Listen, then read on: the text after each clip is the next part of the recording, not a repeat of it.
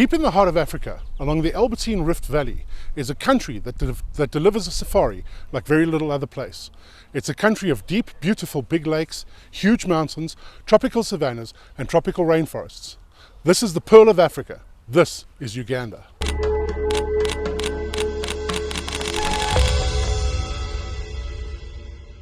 I'm Darren Donovan, a C4 photo guide and host, and today I'm going to take you on a guided tour of Uganda. Go into a little bit of what it's like, what to expect, what you can photograph, and of course, what to take with. So, join me on this tour of the Pearl of Africa. Uganda is a small, landlocked country. It is bordered by Rwanda to the south, Tanzania and Kenya to the east, South Sudan to the north, and then the Democratic Republic of Congo to the west. Uganda boasts more than 1,000 species of bird, over 20 species of primate, tree-climbing lions, leopards, there's cheetah in the north. It's all in all a safari destination that ticks all the boxes. But the reality is what makes Uganda different from so many other places are most definitely the primates, chimpanzees and mountain gorillas in particular. Uganda doesn't just have these species of primates. They boast the densest population of both chimpanzee and mountain gorilla than anywhere else in Africa. Most of the activities are centered around the southwestern part of the country in 3 national parks in particular. These parks are Kibale National Park, Queen Elizabeth National Park, and the Bwindi Impenetrable Forest Reserve. And all 3 of these parks have something special that adds to a really unique safari. Kibale National Park is all about chimpanzees. It boasts the densest population of chimp anywhere in Africa, as well as the most primate biodiversity of any park in the entire continent.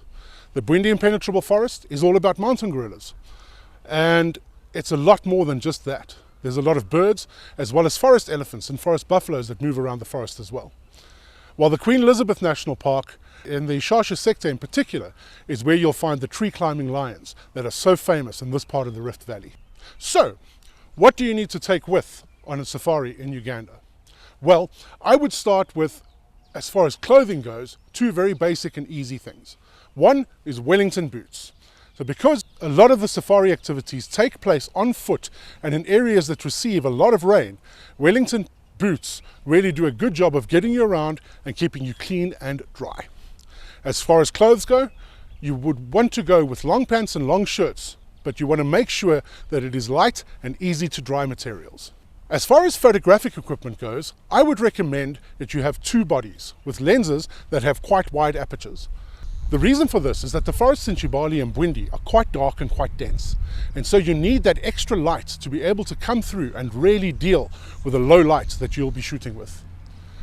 I recommend taking a 70-200 f2.8 and something longer, maybe a 400, so that you can photograph the birds as well as getting some of those portrait shots of the primates. One very important thing to remember is do not bring a tripod. You may not take a tripod in to the primates once you've done tracking them. So walking with these pieces of glass may seem quite intimidating, especially since you'll be walking in fairly mountainous areas. However, there are porters at both the national parks that are there to assist. It's a $20 fee and they are there to help take your camera equipment in. Once you go into the track, you take the cameras with you, the porters will look after the gear that you leave behind. I recommend using these porters because it does help you personally, as well as it is a very, very beneficial effect on the conservation of primates in these national parks. Essentially, people get work, people get paid, and they look after the area. Uganda, like most of East Africa, has got 2 rainy seasons. So check out my video on the green season safaris where I go more in depth about these rains in East Africa. And it'll give you a better idea of the time of the rainy seasons in East Africa. But remember, Uganda is a tropical rainforest, so always be prepared. Have a rain jacket for you and your camera so that if the rain does come down, your equipment is well looked after. On this note, I also recommend carrying packets of silica gel in your camera bag, just in case some moisture does get in, it can just help absorb the moisture and preserve your camera so they don't fog up. The temperatures in Uganda are also quite nice. It's usually a comfortable 21 to 27 degrees Celsius year-round. As I mentioned before, we are going to concentrate on the southwestern parts of Uganda. Logistics are quite easy here. You can fly into Kasese or to Kihihi, and then usually it's driving around with vehicles in between. but your transfers to Entebbe are fairly easy. So I'm going to start off now by going through the parks, and I'm going to start off with Kibale National Park. So as mentioned before, Kibale is really the chimpanzee national park in Uganda. There are chimps in the other parks, but they're not as habituated as what they are in Kibale. Kibale also has the densest population of chimpanzee. The size of the park is approximately 776 square kilometers, and there are over 1,500 chimpanzees in that park. So in the park, you'll go to the park headquarters where the chimpanzee tracking will generally take place from. You'll drive a short distance to where they were last found, and from there you'll walk. So generally, I found the majority of the time it'll be between 2 and 4 kilometers before you find the chimpanzees.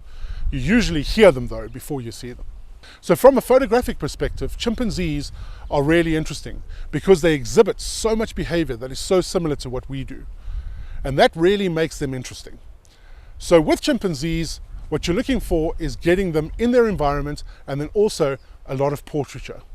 Generally speaking, you'll be around 10 meters away from the chimps.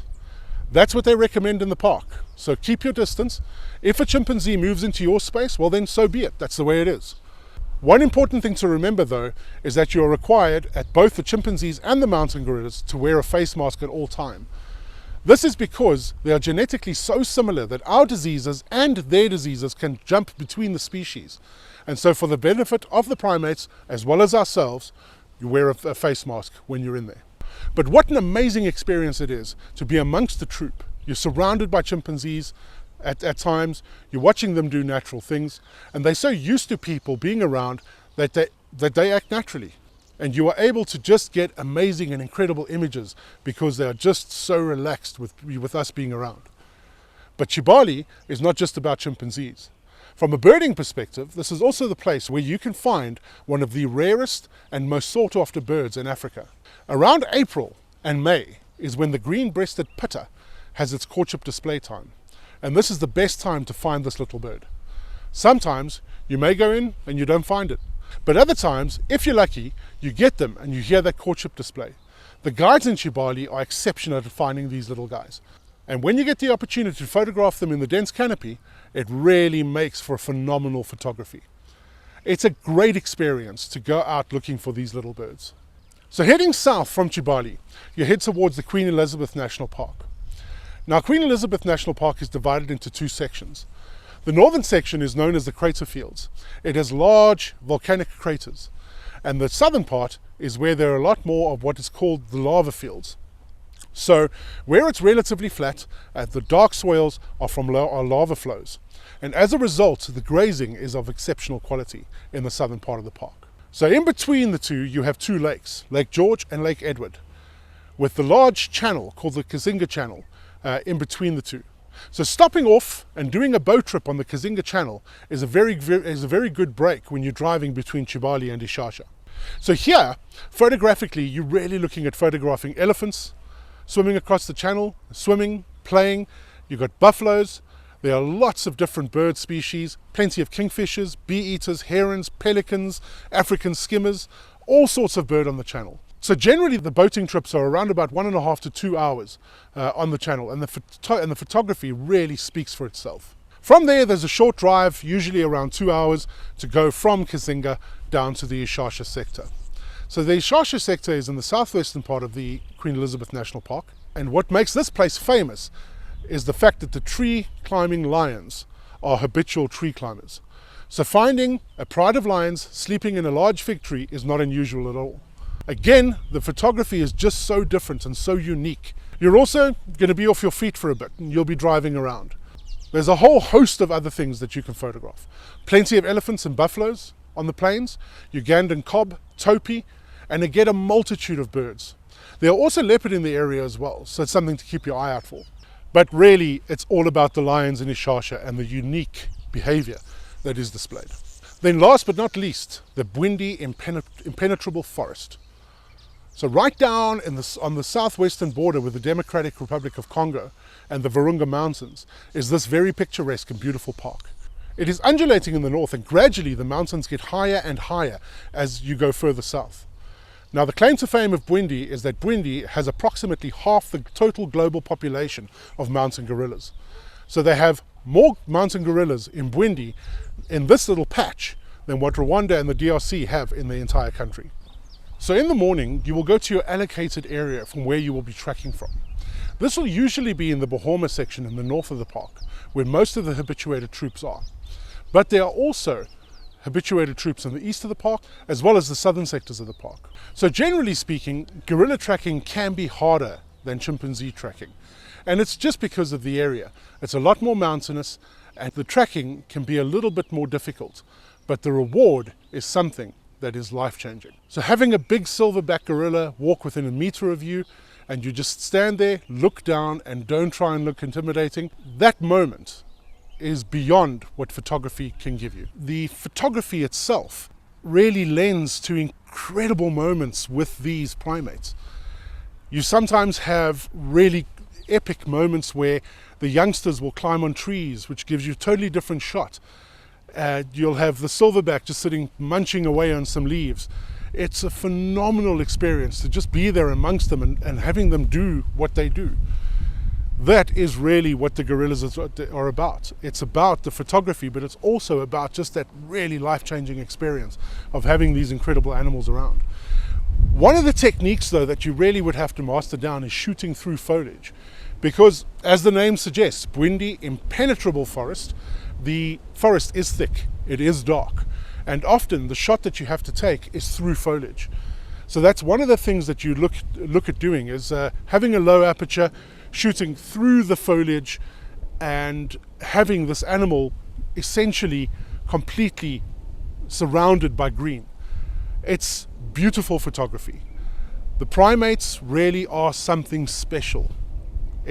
I cannot explain it better than that.